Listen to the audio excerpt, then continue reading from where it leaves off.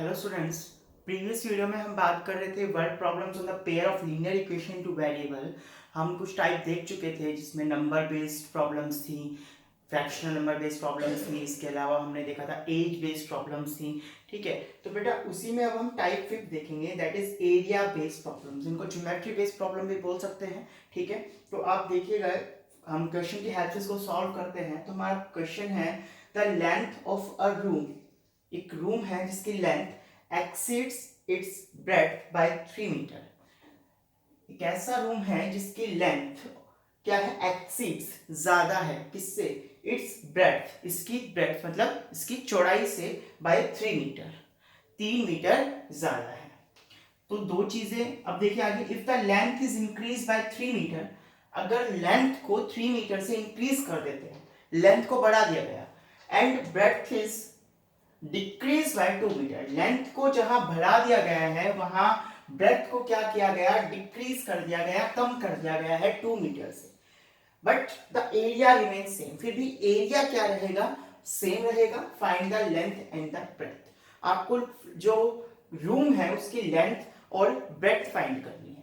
तो दो चीजें हमारे लिए अननोन है यहाँ पर, लेंथ एंड ब्रेथ जो हमें फाइंड करनी है, तो इन्हीं को हम एक्स एंड वाई मान लेते हैं।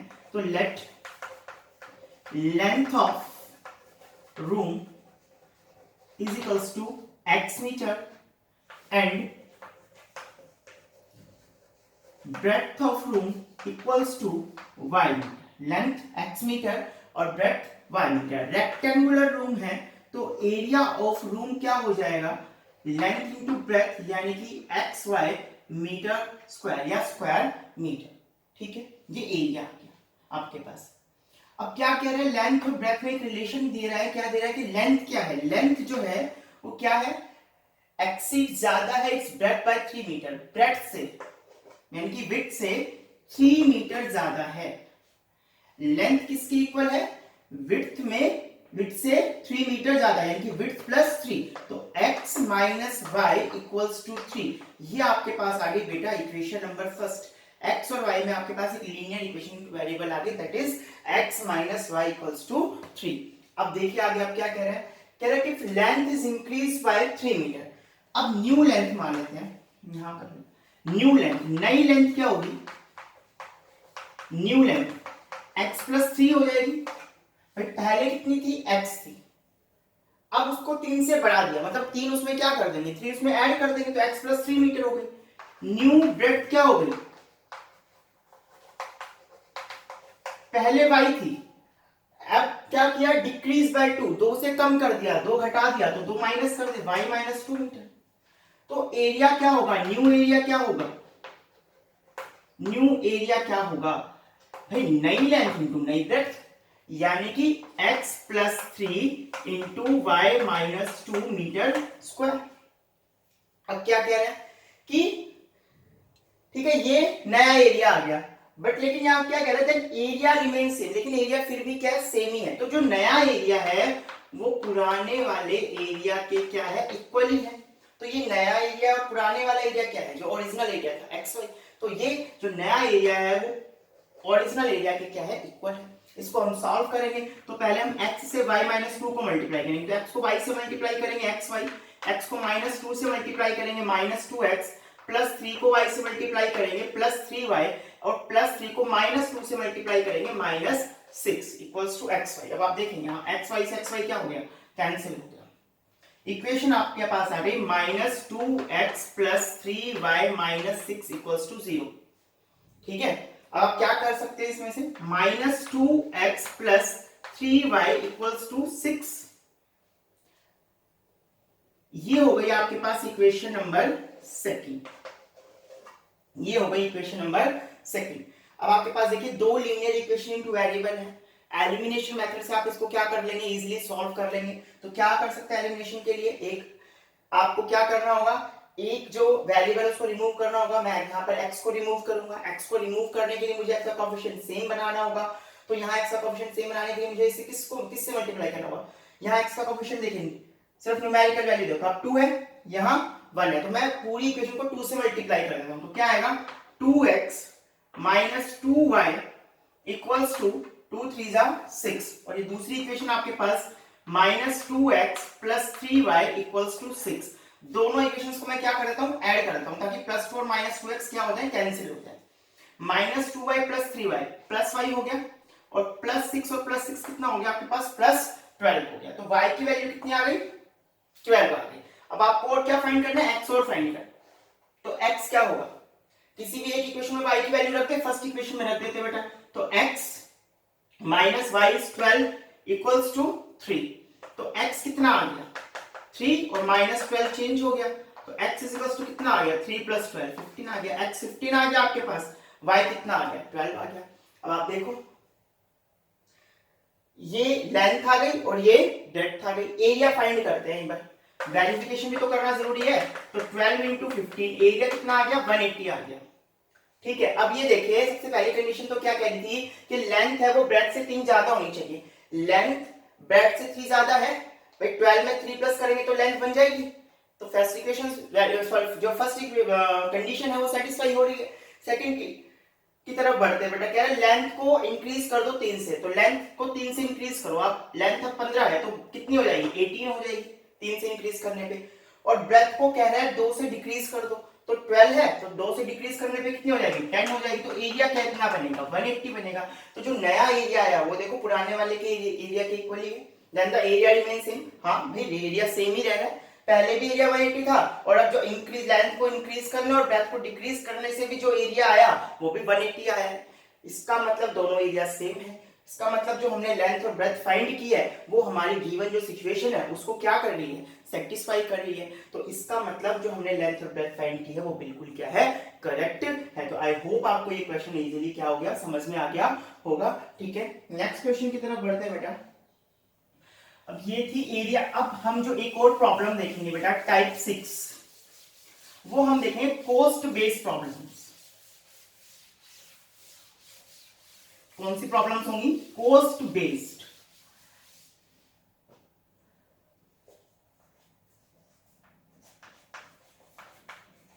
टाइप 6 जो होगी वो होगी कोस्ट बेस्ड प्रॉब्लम्स। यहां पर क्या होंगे, आपको दो चीजों की क्या दी होंगी, कोस्ट दी हुई होंगी, और आपको उसको क्या करना होगा, फाइंड करना होगा। कोस्ट एक्चुअली दी नहीं होंगी, आपको फाइंड करना होगा, इनमें कुछ रिलेशंस दी होंगी। तो हम क्वेश्चंस देख लेते हैं बेटा। क्वेश्चन है हमारे पास,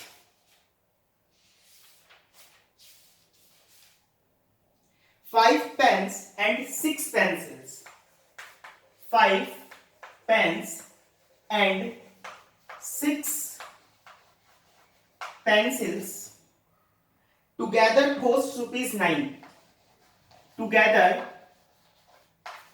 costs ₹9, and 3 pens and 2 pencil and 3 pens and 2 pencils costs ₹5. Costs ₹5. Find the cost of 1 pen. Find the cost of 1 pen and 1 pencil. यहां क्या करना है आपको, कह रहे 5 पेन, अगर हम एक शॉप पे जाते हैं और 5 पेन और 6 पेंसिल्स परचेज करते हैं तो हमें ₹9 पे करने पड़ेंगे, काफी सस्ते हैं। लेकिन अकॉर्डिंग टू क्वेश्चन तो यही है बेटा कि अगर आप किसी शॉप पे जाते हो और आपको 5 पेन और 6 पेंसिल्स परचेज करते हैं आप, तो आपको ₹9 क्या करने पड़ते हैं, देने पड़ेंगे। और अगर वहीं आप 3 पेन और 2 पेंसिल परचेज करते हैं तो उनकी कॉस्ट आपको आती है ₹5 आती है। Find the cost of 1 pen and 1 pencil. एक पेन और एक पेंसिल की कॉस्ट निकालिए। तो दो चीजें जो हमारे लिए यहाँ पर अननोन है वो है cost of 1 pen and cost of 1 pencil. या ये कहीं जो चीजें हमें फाइंड करनी है वो है cost of 1 pen and cost of 1 pencil. तो हम इन्हीं को क्या मान लेते हैं, एक्स और वाई मान लेते हैं। तो let cost of 1 pen equals to ₹x and cost of 1 pencil is equals to ₹y। एक पेन की कॉस्ट ₹x मान लेते हैं, एक पेंसिल की कॉस्ट ₹y मान लेते हैं। फर्स्ट सिचुएशन में जाते हैं, कह रहा है कि 5 पेन्स एंड 6 पेंसिल, देखो 5 पेन और 6 पेंसिल की टोटल कॉस्ट हम कैसे निकालेंगे, पहले 5 पेन की कॉस्ट निकाल लेते हैं। तो आप देखो, आप एक पेन अगर x रुपीस का आता है तो 5 पेन कितने के आएंगे, 5x की। भाई सीधी सी बात है, अगर एक पेन 2 रुपए का आता है तो 5 कितने के आएंगे, 5 इंटू 2। जितने पेन आपको परचेस करने हैं उसको एक की कॉस्ट से क्या कर देंगे, मल्टीप्लाई, तो 10 आ गए। तो इसी तरह से यहाँ पर भी करना है, आपको कितने पेन परचेस कर रहे हैं, 5, उसको किससे मल्टीप्लाई कर देंगे, एक पेन की कॉस्ट से, तो जो कि क्या है x, तो ये क्या बन गया 5x। इसी तरह से अगर आपको 6 पेंसिल परचेस करनी है, 6 पेंसिल परचेस करनी है, तो 6 पेंसिल की कॉस्ट कितनी हो जाएगी, 6y हो जाएगी। ये 5 पेन की कॉस्ट है, ये 6 पेंसिल की कॉस्ट है, और according to question total cost कितनी होती है, ₹9 होती है। ये हो गई आपके पास इक्वेशन नंबर 1। ठीक है, अब नेक्स्ट क्या कह रहे हैं, नेक्स्ट कह रहा है कि आपके पास आपने क्या किया, 3 पेन और 2 पेंसिल्स परचेस की, तो 3 पेन की कॉस्ट कितनी हो गई, 3x प्लस 2 पेंसिल की कॉस्ट कितनी हो गई, एक की अगर y है तो 2 पेंसिल्स की हो गई 2y, और अकॉर्डिंग टू क्वेश्चन ये टोटल कॉस्ट कितनी होती है, ₹5 होती है। देखिए आपके पास दो इक्वेशन आ गई, two equation in two variable आपके पास आ चुकी है। इनको हम क्या करेंगे, किसी भी मेथड से सोल्व कर लेंगे। ठीक है, इसको मैं अभी सोल्व करता हूं क्रॉस मल्टीप्लिकेशन मेथड से। क्रॉस मल्टीप्लिकेशन मेथड में मैंने आपको बताया था आपको क्या करना होगा, x y 1 x, सबसे पहले तो क्या करना होगा, जो RHS है उसको 0 बनाना है। तो आप देखिए 5x plus 6y minus 9 equals to 0, और 3x plus 2y minus 5 equals to 0, RHS 0 हो गया। अब देखिए आप क्या लिखेंगे यहाँ पर, x y और 1, और स्टार्टिंग कहां से करेंगे, स्टार्टिंग करेंगे b1 b2 से, b1 b2, तो 6 2 c1 c2 माइनस 9 माइनस 5, फिर a1 a2 5 3, और फिर से b1 b2 6 2। बताया था आपको कि b1 b2 से स्टार्ट करेंगे और b1 b2 पे एंड करेंगे, b1 b2 c1 c2 a1 a2 और फिर से b1 b2। अब क्रॉस मल्टीप्लाई कर दीजिए बेटा, क्रॉस मल्टीप्लाई करें तो x अपॉन ये वाला मल्टीप्लाई पहले 6 इंटू माइनस 5 माइनस 30, माइनस लगाएंगे आप 2 इंटू माइनस 9 माइनस 18 आ गया, ये equals to y upon minus 9 into 3 minus 27, minus sign लगाएंगे अकॉर्डिंग टू फॉर्मूला, और माइनस 5 इंटू 5 इज माइनस 25, और इक्वल्स टू 1 अपॉन 5 2 जा 10 माइनस 3 6 जा 18। तो ये आपके पास कितना आ गया, x upon minus 30 plus 18 equals to y upon minus 27 plus 25 equals to 1 upon minus 8। तो ये आपके पास सॉल्व करेंगे कितना आ जाएगा, x अपॉन ये आपके पास आ जाएगा minus 12 is equals to y upon ये आपके पास आ जाएगा माइनस 2 और इक्वल्स टू 1 अपॉन माइनस 8। ठीक है, अब आप देखो आपको जब x फाइंड करना है तो x बाय माइनस 12 को माइनस 1 बाई 8 के इक्वल रख देंगे, तो x by minus 12 equals to minus 1 by 8, यहां से x की वैल्यू आ जाएगी बेटा माइनस 12 बाय माइनस 8, माइनस से माइनस कैंसिल, 4 2 जा 8 एंड 4 3 जा 12, ये आ गई 1.5 रुपीस। 1.5 रुपीस का आपको क्या होगा, एक पेन मिलेगा। अब y निकालना है तो y बाय माइनस 2 को आप इक्वेट कर दें 1 बाय माइनस 8 से, माइनस से minus cancel, y equals to कितना आ जाएगा 2 बाई 8 यानी कि 1 बाई 4, एक 1 बाई 4 रुपीस। तो इसको हम कैलकुलेट करेंगे तो 0.5 रुपीस की आपको क्या पड़ेगी, एक पेंसिल पड़ेगी। ठीक है, एक पेन कितने का आएगा 1.5 रुपीस का, जो कि एक पेंसिल कितनी आएगी 0.25 की। अब इसको चेक कर लेते हैं, वेरीफाई कर लेते हैं कि सही फाइंड किया कि नहीं फाइंड किया। अब आप देखो 5 पेन, एक पेन अगर 1.5 का है तो 5 पेन कितने होंगे 1.5 इंटू 5 यानी कि ये हो गया आपके पास 7.5 रुपीस। ठीक है, और अगर एक पेंसिल 0.25 की है तो 6 पेंसिल कितने की होंगी, यानी कि 0.25 इंटू 6, तो ये आपके पास आ गई 25 6 150 यानी कि 1.5 रुपीस की आ गई। कितने की आ गई 1.5, ऐड करें 5 5 10, कैरी किया 1 7 एंड 1 8 एंड 1 9 रुपीस आ गए। सेकंड सिचुएशन को भी वेरीफाई कर लेते हैं। अब यहाँ पर आप कितना पेन परचेस कर रहे हैं, 3 पेन परचेस कर रहे हैं, तो एक पेन 1.5 का है तो 3 पेन की कॉस्ट कितनी होगी 4.5 हो जाएगी। इसी तरह से अगर एक पेंसिल 0.25 की है तो 2 पेंसिल्स कितने की होंगी 0.25 इंटू 2 यानी कि ये हो जाएगा आपका 0.5, तो ये कितना हो गया 5 रुपीज हो गया। यानी कि आपको जो, ठीक है, क्वेश्चन के अकॉर्डिंग भी 5 रुपए आ गए और आपने भी 5 रुपए फाइंड किए, इसका मतलब जो आपने कॉस्ट निकाली है वो बिल्कुल ठीक है। एक पेन जो होगा वो 1.5 रुपीज का होगा, ये 1.5 रुपीज हो गए, ठीक है, और एक पेंसिल जो होगी वो 0.25 रुपीज की होगी, ठीक है। तो ये थी एक पेन और एक पेंसिल की कॉस्ट। इसके बाद बेटा एक और टाइप देखते हैं हम, बहुत इंपॉर्टेंट है, अपस्ट्रीम डाउनस्ट्रीम पे बेस्ड क्वेश्चन है एक। तो सबसे पहले तो हम ये समझेंगे कि अपस्ट्रीम डाउनस्ट्रीम होती क्या है।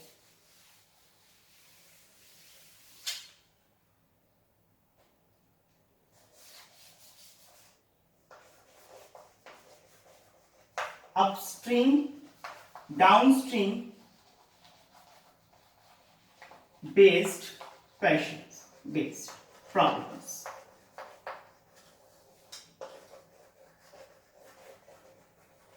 देखो बेटा सबसे पहले बात करें अपस्ट्रीम डाउनस्ट्रीम होती क्या है। देखो आप मान लीजिए कोई चीज है, कोई बोट है वो पानी में चल रही है, या कोई बर्ड है वो क्या कर रहा है हवा में उड़ रहा है, ठीक है। तो वहां पर बेटा दो स्पीड्स काम करती हैं।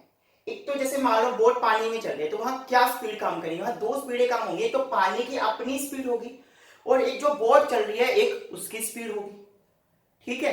एक तो पानी की स्पीड होगी, पानी की स्पीड से बह रहा है, दूसरी जो स्पीड होगी वो बोट की अपनी स्पीड होगी। मान लीजिए अगर पानी नहीं बह रहा होता, पानी स्टिल होता, ठहरा हुआ है, तो बोट की अपनी क्या स्पीड है, तो यहां पर दो स्पीड काम करेंगी, ठीक है। अब क्या बात आती है, अपस्ट्रीम क्या है और डाउनस्ट्रीम क्या है। अपस्ट्रीम और डाउनस्ट्रीम क्या है, देखिए बेटा अपस्ट्रीम का मतलब होता है बहाव के विपरीत, बहाव के विपरीत, ठीक है। और डाउनस्ट्रीम का क्या मतलब है, बहाव के साथ। कहने का मतलब क्या है कि अगर जिस डायरेक्शन में पानी बह रहा है या जिस डायरेक्शन में हवा चल रही है उसी डायरेक्शन में बोट भी जाए या बर्ड हवा के साथ उसी डायरेक्शन में जाए तो उसको, यानी कि वो बहाव के साथ जा रहा है। पानी जिस डायरेक्शन में बह रहा है बोट भी उसी डायरेक्शन जा रही है, इसका मतलब बहाव के साथ बोट जा रही है, और इसको हम क्या कहेंगे, डाउनस्ट्रीम कहेंगे। तो अब देखिए जिस डायरेक्शन में पानी जाएगा उसी डायरेक्शन में बोट भी जाएगी, तो ऑब्वियस सी बात है दोनों स्पीड्स क्या हो जाएंगी, ऐड हो जाएंगी। बोट को ज्यादा तेजी से चलने में हेल्प करेगी पानी की स्पीड, क्योंकि पानी की स्पीड में ही, पानी की स्पीड की डायरेक्शन में बोट भी क्या कर रही है, जा रही है। यानी कि डाउनस्ट्रीम में क्या होता है कि जो स्टिल वाटर में बोट की स्पीड होगी उसमें हम क्या कर देंगे, पानी की स्पीड को, वाटर की स्पीड को क्या कर देंगे, ऐड कर देंगे, तो उसको ही हम क्या कहेंगे, डाउनस्ट्रीम कहेंगे, यानी कि बहाव के साथ चीज जा रही है, ठीक है। अपस्ट्रीम, अपस्ट्रीम क्या है, बहाव के विपरीत। मान लीजिए पानी इस डायरेक्शन में जा रहा है, पानी इस डायरेक्शन में जा रहा है और बोट जा रही है इस डायरेक्शन में, तो क्या होगा, पानी की स्पीड जो है वो बोट की स्पीड को क्या करने की कोशिश करेगी, कम करने की कोशिश करेगी। पानी अगर अपोजिट डायरेक्शन में जा रहा है और बोट अगर इस डायरेक्शन में जा रही है तो बोट जो, पानी की जो स्पीड है वो क्या करेगी, बोट की स्पीड को कम करेगी। यानी कि यहां पर हम बोट की स्पीड में से पानी की स्पीड को क्या कर देंगे, माइनस कर देंगे, और इसी को हम क्या कहेंगे, अपस्ट्रीम कहेंगे। तो when a boat travels in the opposite direction of the current or water, then the speed of the boat is called to be speed in upstream। तो हम बोट की स्पीड को क्या कहेंगे, वो अपस्ट्रीम में ट्रैवल कर रही है, ठीक है। और जब बहाव के साथ, पानी के साथ ही अगर बोट जा रही है तो हम क्या कहेंगे कि बोट जो है वो डाउनस्ट्रीम में ट्रैवल कर रही है, ठीक है। तो आई थिंक अपस्ट्रीम डाउनस्ट्रीम आपको समझ में आया होगा। डाउनस्ट्रीम मतलब बहाव के साथ, इसमें हम बोट और पानी की स्पीड, या फिर अगर कोई बर्ड हवा में उड़ रहा है तो बर्ड की स्पीड और हवा की स्पीड को क्या कर देंगे, ऐड कर देंगे। उसी तरीके से अपस्ट्रीम मतलब बहाव के विपरीत, तो हम यहाँ क्या करेंगे, अगर पानी में बोट जा रही है यानी कि पानी और बोट की डायरेक्शन दोनों, जिस डायरेक्शन बोट जा रही है और पानी की डायरेक्शन, जिस डायरेक्शन पानी बह रहा है, वो दोनों अलग अलग हैं, वो दोनों एक दूसरे के अपोजिट है। तो हम यहाँ क्या करेंगे, बोट की स्पीड में से पानी की स्पीड को माइनस कर देंगे और इसको ही हम क्या कहेंगे, अपस्ट्रीम कहेंगे, ठीक है। तो इस पे बेस्ड बेटा हम एक क्वेश्चन देख लेते हैं।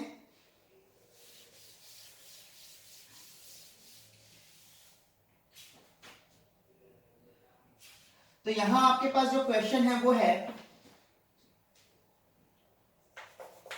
Seller goes 8 kilometer downstream.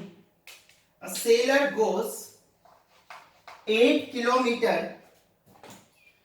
downstream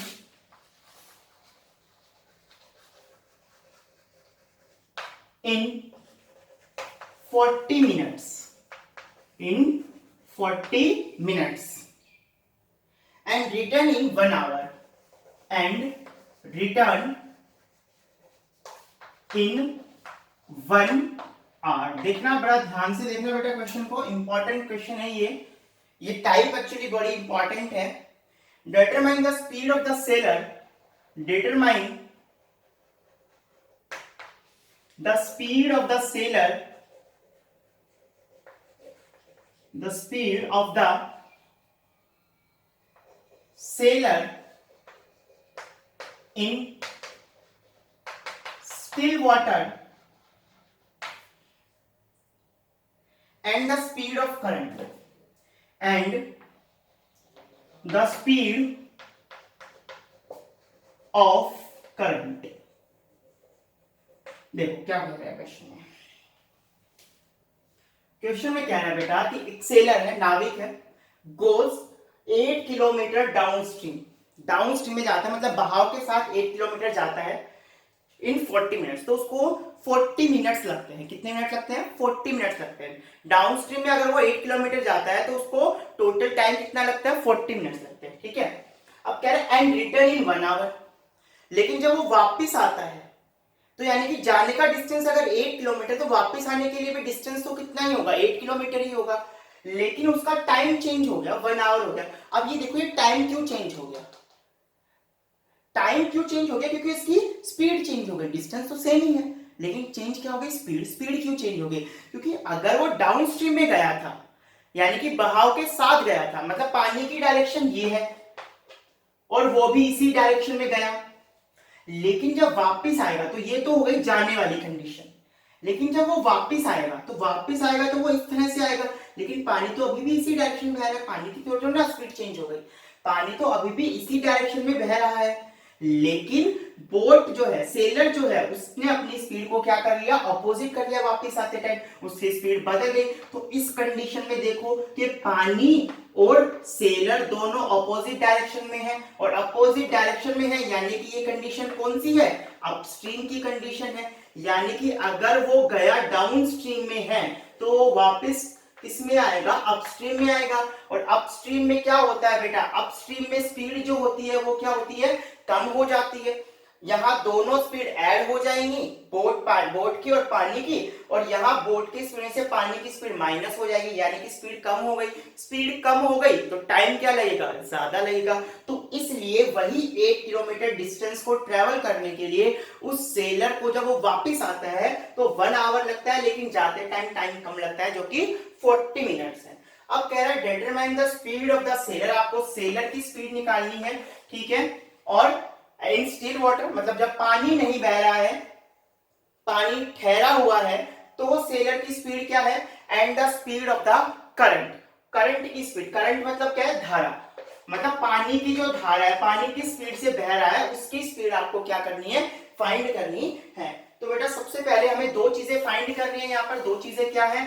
speed of sailor in still water. तो मान लेते हैं let speed of sailor in still water. Still water में पानी जब ठहरा हुआ है तो सेलर की स्पीड क्या है? तो सेलर की स्पीड हम यहां पर मान लेते हैं x किलोमीटर पर आवर है. ठीक है.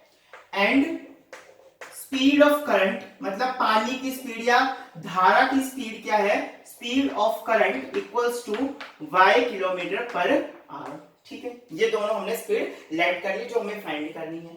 अब देखिए हम फाइंड करेंगे speed of sailor in downstream. Downstream में सेलर की स्पीड क्या होगी?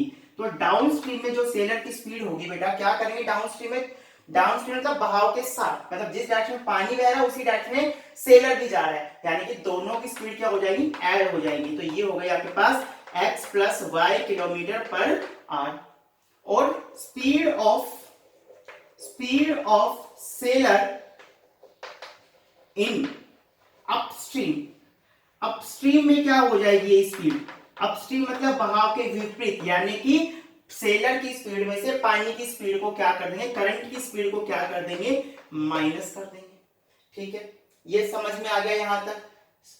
तो कोई भी अपस्ट्रीम डाउनस्ट्रीम का क्वेश्चन है तो आपको ये सब करना ही है। एक बार स्टिल वाटर में स्पीड मान लेंगे, फिर पानी की स्पीड मान लेंगे, उसके बाद अपस्ट्रीम की स्पीड निकाल लेंगे, डाउनस्ट्रीम की स्पीड फाइंड कर लेंगे। डाउनस्ट्रीम में दोनों स्पीड को ऐड कर देंगे और अपस्ट्रीम में जो बोट की स्पीड है उसमें से पानी की स्पीड को क्या कर देंगे, माइनस कर देंगे। अब आगे देखते हैं बेटा, आगे क्या कह रहा है। अब आते हैं, आपको एक फॉर्मूला पता होना चाहिए बेटा। फॉर्मूला क्या है कि डिस्टेंस क्या होती है, डिस्टेंस होती है स्पीड इनटू टाइम। डिस्टेंस क्या होती है, स्पीड इनटू टाइम। तो जब वो जा रहा है, ठीक है, जाते टाइम ऑन गोइंग जर्नी के लिए हम बात करें, ठीक है, तो स्टार्टिंग क्या होगी बेटा, फर्स्ट कंडीशन क्या होगी कि फर्स्ट कंडीशन में डिस्टेंस कितनी है, स्पीड कितनी है फर्स्ट कंडीशन में। फर्स्ट जो कंडीशन है उसमें वो जा रहा है डाउनस्ट्रीम में, तो डाउनस्ट्रीम की स्पीड क्या है, x plus y into time बताओ कितना है, टाइम कितना ले रहा है उसको, 40 मिनट्स लग रहे हैं। तो अब हमारी जो स्पीड है वो है किलोमीटर पर आवर में, तो हम क्या करेंगे, इस 40 मिनट्स की क्या बना लेंगे बेटा, आर बना लेंगे। तो मिनट्स के आर बनाने के लिए क्या करना होगा, 60 से डिवाइड कर देंगे। तो ये हो गई, जब हम जा रहे हैं, वो जो सेलर है वो जा रहा है डाउनस्ट्रीम में, तो उसकी स्पीड ये है, टाइम उसको ये लग रहा है, और वो डिस्टेंस कितनी ट्रैवल कर रहा है, 8 किलोमीटर। डिस्टेंस कितनी ट्रैवल कर रहा है, 8 किलोमीटर। अब आप इसको क्या कर देंगे, सॉल्व कर देंगे, 0 से 0 कैंसिल, 2 2 जा 4 एंड 2 3 जा 6, और ये 2 1 जा 2 एंड 2 4 जा 8। तो x plus y equals to, ये आपके पास 3 रहेगा नीचे, 3 उधर जाएगा, मल्टीप्लाई होगा 4 से, तो कितना आ जाएगा 12। तो x प्लस वाई कितना आ गया बेटा, 12। ये हो गई इक्वेशन नंबर फर्स्ट। ठीक है, अब सेकंड इक्वेशन फॉर्म करेंगे बेटा। तो सेकंड इक्वेशन आप देखो, सेकंड इक्वेशन में क्या है कि वही फॉर्मूला तो यही है, distance equals to speed into time. Return journey की बात करें, जब वो वापस आ रहे हैं, तो अगर डाउन स्ट्रीम में जाएगा तो वापस किस में आएगा, अपस्ट्रीम में आएगा। तो अपस्ट्रीम की स्पीड कितनी है, x माइनस वाई है। अपस्ट्रीम की स्पीड कितनी है, x minus y into time कितना ले रहा है उसको, 1 आवर लग रहा है, तो 1, ये तो ऑलरेडी आवर में है, ठीक है, तो इसको कुछ कन्वर्ट करने की जरूरत नहीं है। इक्वल्स टू, अब डिस्टेंस कितनी है, डिस्टेंस तो अभी भी 80 है भाई, जितना जाएगा उतना ही तो वापस आएगा। तो x minus y into 1 speed in upstream into time taken equals to distance travelled. तो ये आपके पास आ गई equation x minus y equals to 8। ये हो गई इक्वेशन नंबर सेकंड। अब आपके पास दो इक्वेशंस हैं, two equation in two variable है, इसको सॉल्व कर लेंगे, एलिमिनेशन मेथड लगा देते हैं। तो x plus y equals to 12 and x minus y equals to 8। अब आप क्या करो, दोनों इक्वेशन को देखो, आप चाहे तो ऐड कर लो, ऐड करोगे तो यहाँ plus y minus y cancel हो जाएगा, x की वैल्यू आ जाएगी। चाहे तो सब्ट्रैक्ट कर लो, सब्ट्रैक्ट कर लोगे तो x रिमूव हो जाएगा और y की वैल्यू आ जाएगी। तो मैं यहाँ पर ऐड कर देता हूँ, plus y minus y cancel हो जाएंगे, x प्लस x 2x हो जाएगा एंड 12 प्लस 8 हो जाएगा 20। तो x इज इक्वल्स टू 20/2, यानी कि ये आपके पास आ गया 10। इसी तरीके से आप देखो, x plus y equals to 12, x आ गया आपके पास 10 plus y equals to 12 and y equals to कितना आ गया 12 माइनस 10 यानी कि 2। तो यानी कि जो स्पीड ऑफ सेलर है, सेलर की स्पीड है वो कितनी आ गई 10 किलोमीटर पर आवर, और स्पीड ऑफ द करंट, पानी की स्पीड कितनी आ गई 2 किलोमीटर पर आवर। अब हम इसको वेरीफाई भी करके देख लेते हैं। तो देखिए बेटा, स्पीड पहले जाते टाइम जो स्पीड है वो कितनी क्या है, डाउन स्ट्रीम में जा रहा है, तो speed x plus y 10 plus 2 12 हो जाएगी, स्पीड हो जाएगी 12। टाइम कितना लग रहा है 40 मिनट्स लग, या फिर डिस्टेंस देखो कितना है 8 किलोमीटर, तो डिस्टेंस 8 अपॉन स्पीड हो गई कितनी 12। तो टाइम देखो कितना लगना चाहिए 40 मिनट लगना चाहिए, कैंसिल करो, 4 2 जा 8 एंड 4 3 जा 12, 2/3 आर आ गए। आर के क्या बना लेते हैं मिनट, मिनट बनाने के लिए 60 से क्या कर देंगे मल्टीप्लाई, 20 22 जा देखिए 40 मिनट्स आ गए, पहली सिचुएशन वेरीफाई हो गई। दूसरी सिचुएशन देखो, कह रहा है कि रिटर्न करेगा, अपस्ट्रीम में रिटर्न करेगा, तो अपस्ट्रीम में रिटर्न करेगा तो दोनों स्पीड माइनस हो जाएंगी, तो 10 - 2 यानी कि कितनी हो गई, 8 किलोमीटर पर आवर स्पीड हो गई 8, और डिस्टेंस कितना है, डिस्टेंस को अभी भी 80 किलोमीटर ट्रेवल करना है वापस आते टाइम, तो 8/8, तो टाइम कितना आ गया 1 आवर। देखिए क्वेश्चन के अकॉर्डिंग भी टाइम कितना लग रहा है उसको रिटर्न जाने में, 1 आवर लग रहा है, यानी कि हमारी दूसरी कंडीशन भी क्या हो रही है, सेटिस्फाई हो रही है। इसका मतलब हमने जो काम किया है, जो स्पीड निकाली हमने, वो बिल्कुल क्या है, करेक्ट है। ठीक है, इसके बाद बेटा एक और कॉन्सेप्ट हम देख लेते हैं, कॉन्सेप्ट होता है फिक्स्ड चार्ज और एडिशनल चार्ज पे बेस्ड। क्या, फिक्स्ड चार्ज और एडिशनल चार्ज। ठीक है, तो मैं क्वेश्चन बताता हूं आपको,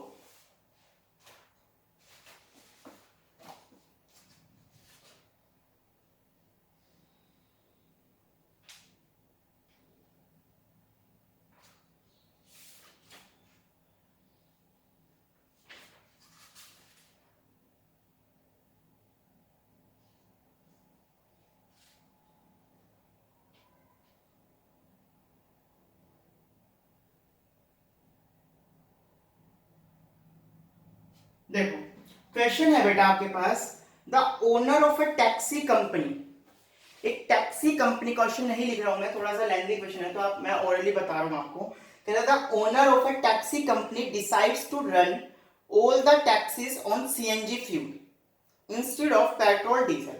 कह रहा था owner of a taxi company, एक टैक्सी कंपनी का ओनर है, वो ये डिसाइड करता है कि वो अपनी सारी टैक्सीज को सीएनजी पे चलाएगा instead of petrol and diesel, petrol and diesel की बजाय वो अपनी जो टैक्सी है उसको किस पे चलाएगा, सीएनजी पे चलाएगा।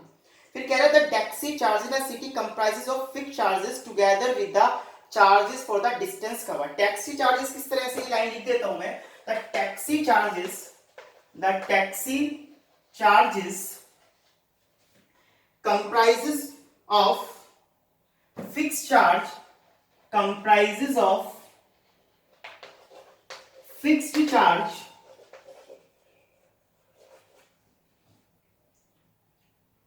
together with the charge for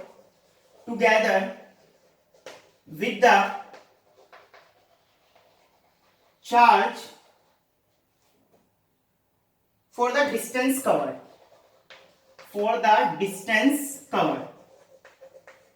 क्या मतलब है इस लाइन का, इस लाइन का मतलब ये है कि बेटा एक तो फिक्स चार्ज तो है, अगर आपने टैक्सी हायर कर ली ना तो आपको उतना पेमेंट तो करना ही करना है, और उसके बाद जितने किलोमीटर आप ट्रैवल करोगे उतना आपको और एडिशनल चार्ज पे करना होगा, मतलब पर किलोमीटर के हिसाब से आपको क्या करना होगा, पे करना होगा। मतलब एक फिक्स चार्ज तो है, इतना तो बुकिंग चार्ज हो गया, उसके बाद आप जितना किलोमीटर टैक्सी को लेके जाओगे उसको आपको अलग से क्या करनी होगी, पेमेंट करनी होगी। तो यहाँ पर दो तरीके का चार्ज हो गया, एक तो फिक्स्ड चार्ज, तो मान लेते हैं let fixed charge equals to x and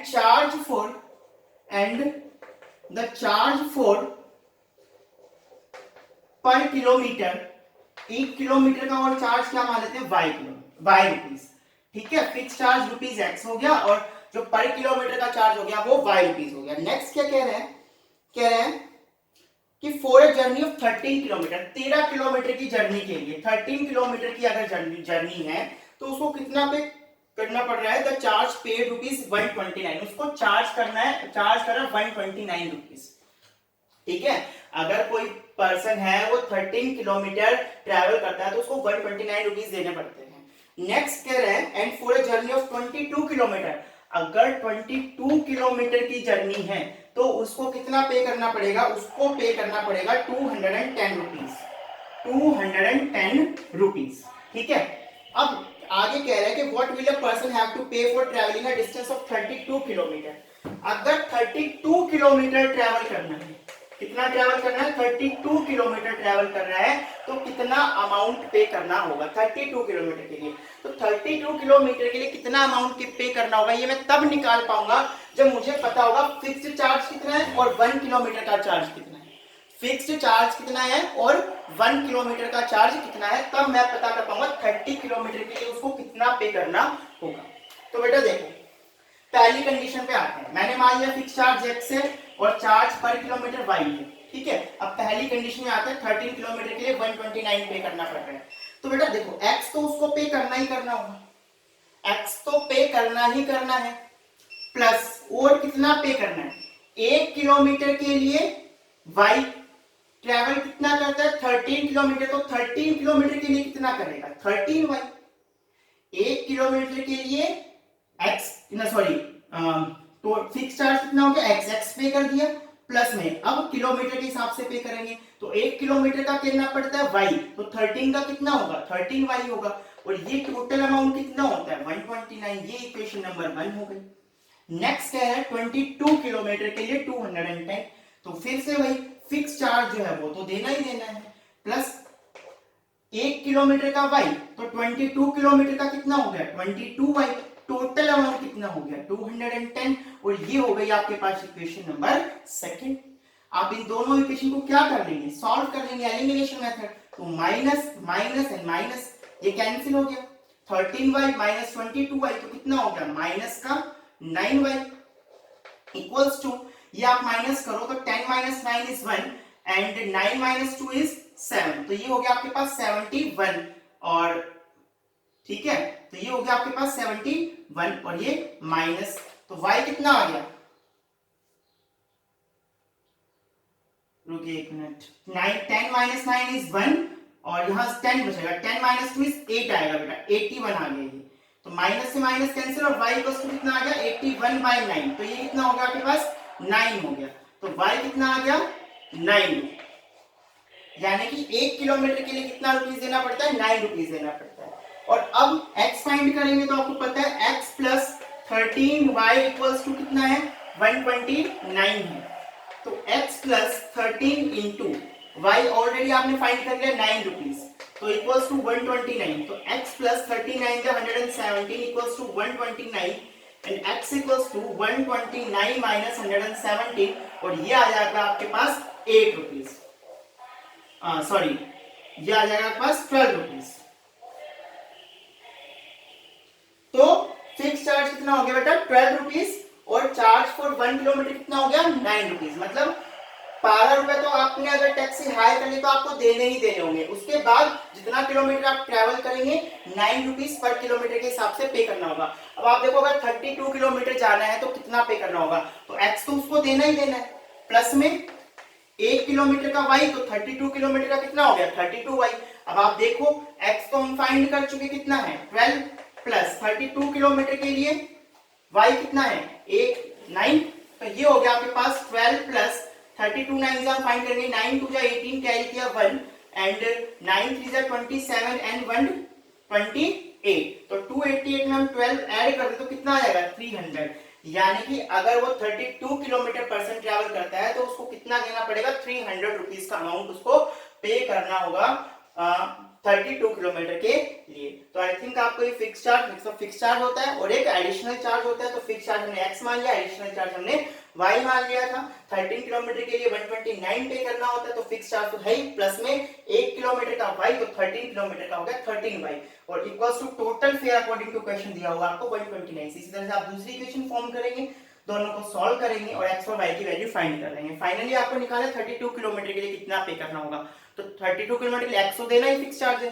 plus में 1 किलोमीटर का y, तो 32 किलोमीटर का 32y, तो यानी कि x प्लस 32y आपको क्या करना पड़ेगा पे करना पड़ेगा, और x और y आपने फाइंड कर लिया है, तो अल्टीमेटली आपको टोटल कितना रुपया पे करना पड़ेगा 32 किलोमीटर के लिए 300 रुपीस पे करना पड़ेगा। तो बेटा ये थे कुछ टाइप्स वर्ड प्रॉब्लम्स के ऊपर। आई थिंक आपको सारी टाइप समझ में आ गई होंगी अच्छे से, ठीक है।